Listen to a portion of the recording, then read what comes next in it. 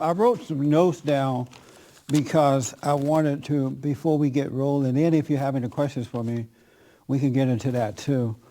But I'm asked that the folks who are watching live around the world, as well as the ones in this room here today, I ask that you pray for the country. Pray for America. It really, if America ever needed prayer, it needed now, sincere prayer, because we are on a brink of total destruction. We really are. And it doesn't have to be that way. And I know that the Bible says that Jesus may have to come back only because most people are allowing themselves to fall into darkness and not really see what's going on. I just want to read you something here that I talked about on my radio show this week. And this is about abortion. And I think some other things too, but especially about abortion. Oh, the first thing I wanted to tell you about, this past week in Arizona, the governor vetoed a bill that would have protected religious freedom. It's unfortunate that we have to even try to get a bill like that out there, because the Constitution allows religious freedom, but religious freedom is under attack, seriously under attack. And had the governor not vetoed the bill under pressure, the folks in Arizona would be able to, if they don't want to do something, based on their religion, they don't have to without consequences from the government. For example, there are folks who own bakeries in parts of the country, and same-sex folks have gone to them and said, hey, would you bake us a wedding cake? And they said, no, I just can't do it because of my religious belief. I don't believe in that kind of stuff. And as a result, they were attacked by the government. They were sued, and one family up in Oregon had to shut down his business, his bakery, because he refused to go against what he believed, what the Bible says. And I really admire him for that. You can't hardly find people in America today who is absolutely willing to lose everything they have for their belief in God. And a lot of people, they cave in if advertisers under pressure say, well, we're not going to support you anymore. So, they cave in, all right, I'll do wrong just to have your sponsorship. So the governor vetoed the bill, and I like the governor a lot, so I don't take it personally against her. She just caved in under pressure. American Airlines and other businesses said, we're not going to bring our business to Arizona if you don't veto this religious freedom bill. So she caved in. So I ask that you pray for religious freedom. I also ask that you pray for the unborn child. What I'm about to tell you is only in 2 states. Now, we haven't looked at the rest of the states yet, but this abortion issue is absolutely out of control. In the state of Mississippi, these numbers are over the last 16 years in Mississippi. I have one state I'm going to tell you about that. These numbers are from 1 year ago.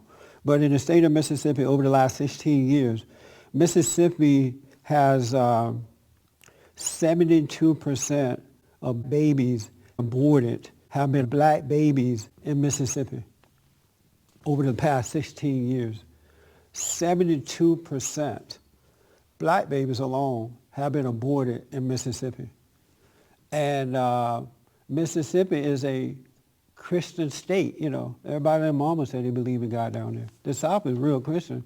They really into the Bible and stuff. And yet, they have allowed 72% of babies to be aborted, black babies. Blacks are only 37% of the population. 27% of babies are aborted. 27% of white babies are aborted, and whites are 60% of the population. So blacks are fewer there, and yet 72% of black babies are aborted over the last 16 years. Yes? It's actually 72% of the abortions are black babies. Right. 72% of the, I'm sorry. Right. He said that 72% of the abortion of black babies down in Mississippi. From 1995 to 2010, the total black abortion was 39,052. 39,000 babies from 1995 to 2010. Is that shocking to you guys, or sad, or just me feeling this?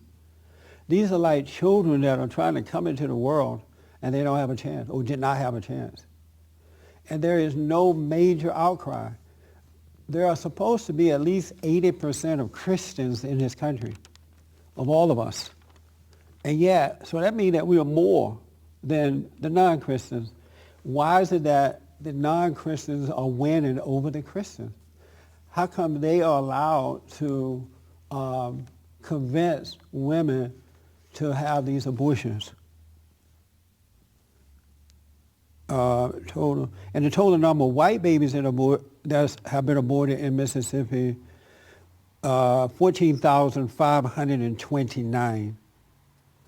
And that's amazing to me. Absolutely mind-blowing. In New York City, and I'm reading what my producer gave me here. In New York City, over 1 year period, 1 year, and I believe this was last year, between last year and today. In New York City, black abortion outnumbered black live birth in 2012. 31,328 black abortions. 31,328 black abortions. Only 24,758 live birth. Isn't that amazing? Only 24,758 live birth, 31,328 babies were aborted just in the black community there in New York. 22,917 Hispanic abortion, 36,642 live birth, 9,704 white abortions, 4,493 Asian abortions, and Brooklyn had the most abortions of 21,686. And the Bronx was second in place, 17,468 abortions. So that's not even worldwide or statewide, other states.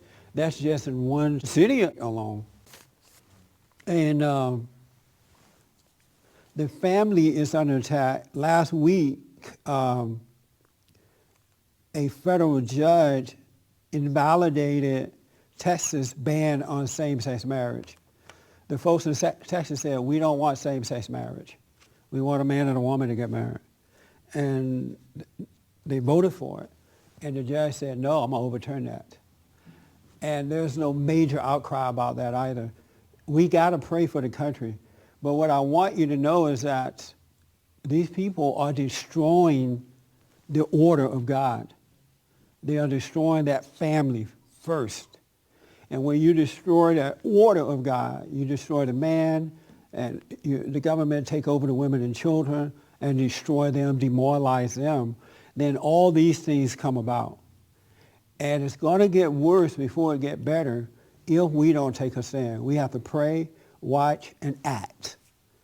And we don't need to be violent. We need to be loud. We need to be protesting. We need to be involved because God has given us the responsibility as children of God to do this. And we can win this. We don't have to cower down to this. And if you're worried about, and I'm not telling you go to your job tomorrow and be crazy, all right?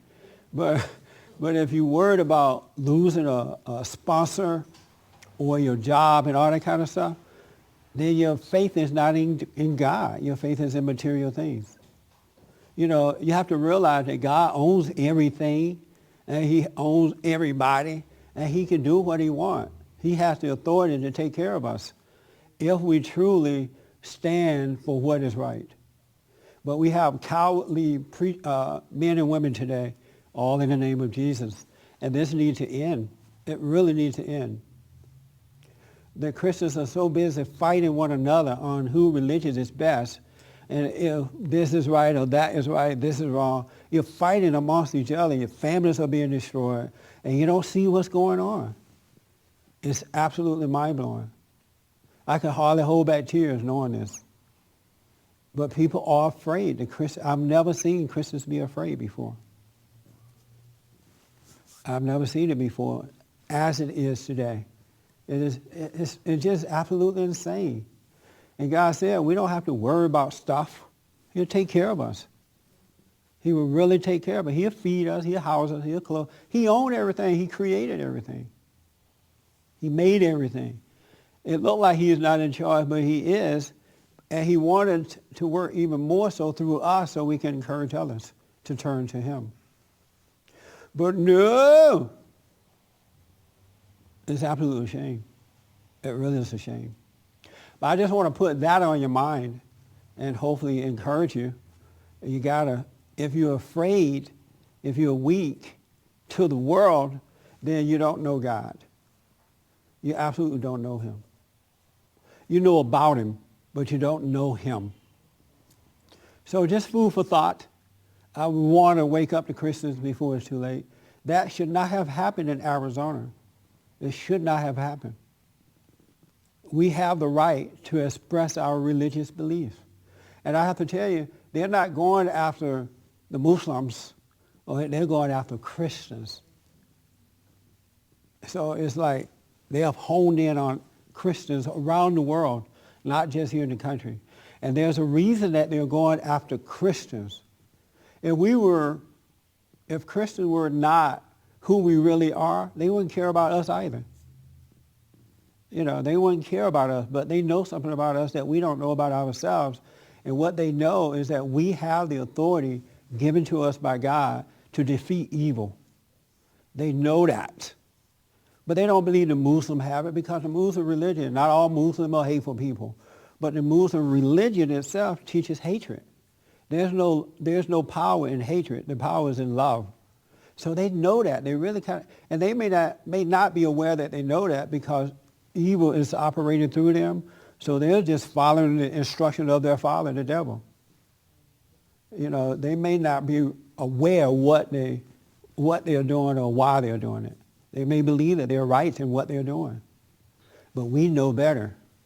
And we need to start acting like we know better and stop fighting amongst one another and unite for a common cause, for the family, for the unborn child, for the family and when you don't have that, you have nothing.